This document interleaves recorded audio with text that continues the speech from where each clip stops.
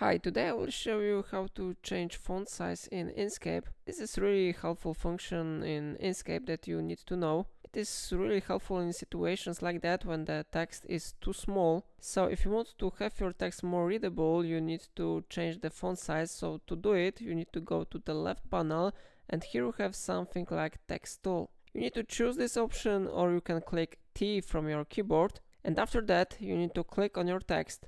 And after that you need to look on upper side of your screen, because here you have font size.